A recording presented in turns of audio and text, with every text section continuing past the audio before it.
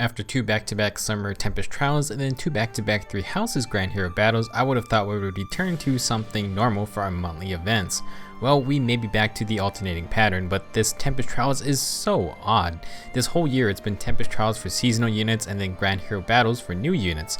Our newest Tempest Trials Plus, a Hero's Mettle, seems to have broken that pattern since it's here to go alongside with our Choose Your Legends 3 heroes.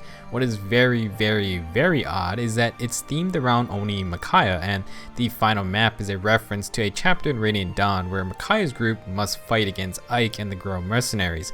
One of the coolest moments for sure, because you played as Ike all through Path of Radiance, so you know just how much of a force he is. I'm not entirely sure why they selected this moment, but because it's Radiant Dawn themed, our Tempest unit is Sigrun, Sanaki's Holy Guard commander. First, she was a surprise unit on the Bridal banner, and well, here we are again, a complete surprise for everyone. Now for rewards, you can earn 42 orbs, 11,000 feathers, and 80 sacred coins. After the past month, I'm sure everyone could use those orbs. The blessing this time is a dark blessing to match Mythic Sothis from last month. Our sacred seals include Earth Boost, Sturdy Blow, and Attack Tactic. More on these in just a bit. Finally, we have Sigrun, our reward unit, and you can earn a 4-star and 5-star copy. We'll now talk about a bit more on the new sacred seals and Sigrun herself. Our first new sacred seal is Earth Boost 3. At the start of combat, if your unit has 3 or more HP than the enemy, then they gain +6 defense during combat. So boost skills are incredibly niche, not many units use them, and they are just better options as well. They do grant +6 of a stat for either phase, which is fine and dandy, but once your unit takes damage, then the effectiveness of this seal starts to go down. You need a unit with a lot of HP to consistently get these skills to activate. Another downside to them is that they are virtually useless in endgame PvE content, the reason being that Lunatic or Infernal difficulty has every enemy at like 60+ HP, and it's just ridiculous to try and beat that.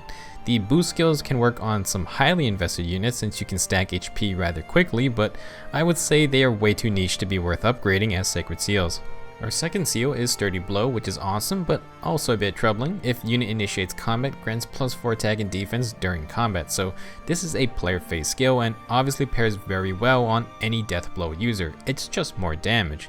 This is going to be a pretty popular seal since it can go on just about any attacker. For one, slap it on the Reinhardt in case you don't need Quick and Pulse, and it gets some extra attack point versus just using the attack +3 seal. This will be great for PvE content since weapons like Brave weapons are very effective for outputting a ton of damage, and since they attack twice, you basically benefit twice as much from things like Sturdy Blow. With Sturdy Impact in the game, you can get even more attack and defense to shrug off counterattacks. The Cavalry Beast units could also use this skill well since they have a sort of mini Sturdy Impact effect when transformed. Just a lot of possibilities for this seal, and it should definitely be a popular one. Last, we have Attack Tactic. At the start of the turn, grant +6 attack to allies within 2 spaces, but only if you have 2 or less of that ally's movement type on the team. So if you have 2 infantry units, Attack Tactic will buff both of them. If you have 3 infantry on one team, Attack Tactic will buff none of them. Now this seal was teased/leaked earlier from the Nintendo Treehouse tips video for the last banner. Not really a big deal. We have defense and res tactics, so it was assumed Attack Tactic would make its way over eventually. Tactics are great for mixed teams, and its 2-space buffing range gives you a lot of leeway on positioning. As long as you pre-plan your team to not have 3 or more of these same movement type, then you're all good. Running double tactic buffs is a solid build, and Seth or Titania can run triple tactic buffs with the refined weapons. Seth has speed tactic on his weapon, which is the rarest tactic buff, so if you don't want to wait for it to show up as a sacred seal, then he's a great support ally for multi-tactic buff teams. If you like tactic buffs, then Attack Tactic is a great seal, and it just opens up more customization options. For our reward unit, this time we have Sigrun. She is the commander of Sanaki's Holy Guard, and she was first introduced in Fae earlier this year on the Bridal banner. We got her regular form this time, and she is another Lance Flyer. While she is a free unit, we aren't exactly hurting for Lance Flyers, especially if you're a long-time player. Even for new players, we just got Cynthia a little while ago as a Grand Hero battle unit. For stats, Sigrun has 37 HP, 32 attack, 36 speed, 28 defense, and 34 resistance. For a melee unit, you would prefer slightly higher HP and defense, but it's not terrible and can be worked around. Sigrun is a pretty typical Pegasus Knight, characterized by a high speed and resistance.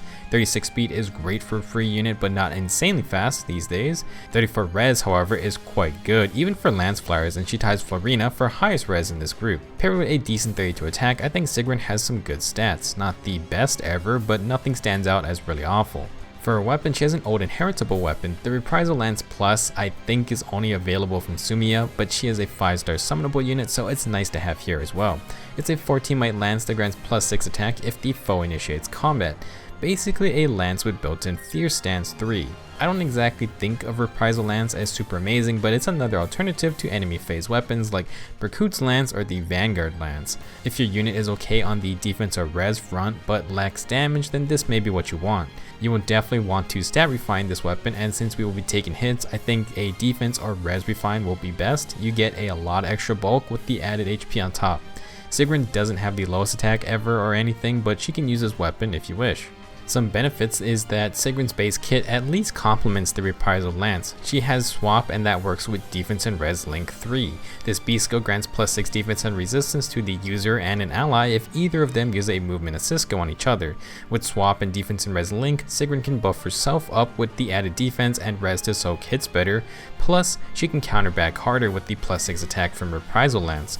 To be honest, this is a fine combo, and Sigrun has a good enough defense and res to make it work.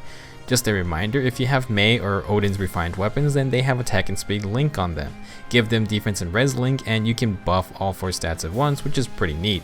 Finally, Sigrun has Hone Flyers, and while it's still the rarest Hone Emblem buff to get, at least you have another way to obtain it. Very powerful offensive tool since many flyers would love +6 attack and speed. With defense and res link, if you have Sigrun in a flyer emblem team, then she can give someone +6 to all stats. Overall, it's a pretty solid base kit.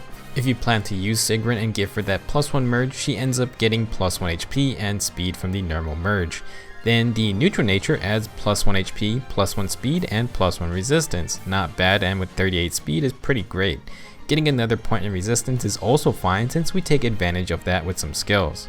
As mentioned, Sigrun has a lot of competition as a Lance Flyer. I want to first focus on her high res stats since while many Lance Flyers have decent resistance, not many pass 30 base resistance. Florina, Claire, and Est are all fairly common units, and you can see that they have good resistance at the cost of lower defense. Sigrun is the same, but she has the highest base defense out of these 4. Florina is going to be Sigrun's biggest comparison here since her unique lance also grants stats when enemies attack her first. She gets +4 to all stats if attacked by a melee enemy, and it also is effective against armor units. As for Claire and S, these two are a bit more offensive in nature. Rumfire has dual effectiveness against armors and cavaliers to compensate for Claire's low attack, plus it has Flashing Blade, which is unique. S's White Wing Spear is one of the deadliest weapons if you can activate its triangle attack condition. In terms of damage, Sigrun definitely won't be matching her. Sigrun isn't bad, but these other high-res Lance Flyers have some pretty powerful unique weapons to work with. Like we said earlier, Cynthia was released earlier this year, and she is similar to Sigrun across the board except for resistance. If you plan to use Sigrun for attack and speed stats, then you can also see she has a lot of competition. You can check out my video on Cynthia if you want a longer look at the Lance Flyer group, because this is only the easy to get units. If you break out the 5-star Lance Flyers, they just dominate in terms of offensive stats. With all of this said, I think Sigrun is best utilized with her high resistance in mind. Her base kit is solid for an enemy phase unit, so that is a plus, and you have a lot of customization options to work with. You can decide to give her more defense, more res, or even a combination of both. For A skills, bonds should be great, but you also got the stand skills to choose from as well. If you want to fill in gaps, you can go with quicker post or close defense, which are all standard melee tank skills. To take advantage of Sigrun's 34 res, you can run ploy skills to inflict long range debuffs that can help her or the team. Sabotage B skills are another option as well, but these are much harder to come by. Since we are stacking defense and res, specials should be Iceberg, Glacius, Bonfire, or Ignis, depending on which ends up higher. Circling back to weapons, while Reprisal Lance is fine, if you want to go full tank, then the Vanguard Plus offers extra defense, and Berkut's Lance or the Barrier Lance Plus offer extra resistance. If you want her to tank mages, then Distant Counter can work, since we have tons of stat boost already. If you want Sigrun to be more offensive, then switch over to something like a Sling Lance or Harmonic Lance. The Sling Lance and Iceberg combo work well since she will also proc it if she doubles. To increase speed, take the speed refines for her weapon, and Fury 3 helps as well. The usual Fury plus Desperation plus Brazen combo can easily work for Sigrun like many others. With her high resistance, we can also use Defense Ploy to get in extra damage on tougher opponents. If you aren't feeling desperation builds, then we can use our new Sturdy Blow seal with Sturdy Impact. Of course, cheaper alternatives like Death Blow and Darting Blow are also fine as well. For B skills, Chill Defense is nice, and Breakers are always handy if you want to build a cheap counter to a certain threat. With a good stat line, Sigrun is open to running any kind of build, but the same applies to many other Lance Flyers as well. To wrap things up, I think Sturdy Blow is definitely going to be the popular seal to use. Slap it on your main damage dealers or just anyone using Death Blow already. Attack Tactic will be another solid Sigrun seal, and it will work on any team as long as you ensure that you meet its requirements. For Earth Boost, it can work, but it's going to have very limited usage, so for most players, I would recommend not choosing to upgrade it. Regarding Sigrun, her stats are good with standout resistance, and she has a solid base kit, but the issue is just the mountain of lance flyers who can do similar things. If you go with an offensive build, she can do just fine, but just don't expect anything new.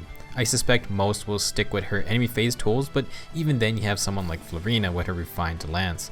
Sigrun is definitely not bad, just don't expect her to do something another lance flyer can't match. I don't mention it often, but if you are deciding between Cynthia or Sigrun, then consider that you can get more copies of Cynthia easier since she is a Grand Hero battle unit. This really only applies if you're looking to plus 10 these units but would cost heroic grails. Cynthia has 3 copies by default, and you can wait a while for reruns to get more.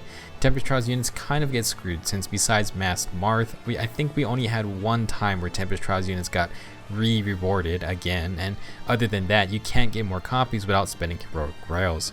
That's all I got on this weird Tempest Trials. I was and still am a bit confused at the whole theme of this Tempest with its tie into choose your legends. Sigrun is going to be nice for newer players, but if you're a seasoned vet, you probably have a few lance flyers sitting around. Definitely grab those sacred seals, and of course everyone wants more orbs. Thanks for watching, I'll see you guys in the next video.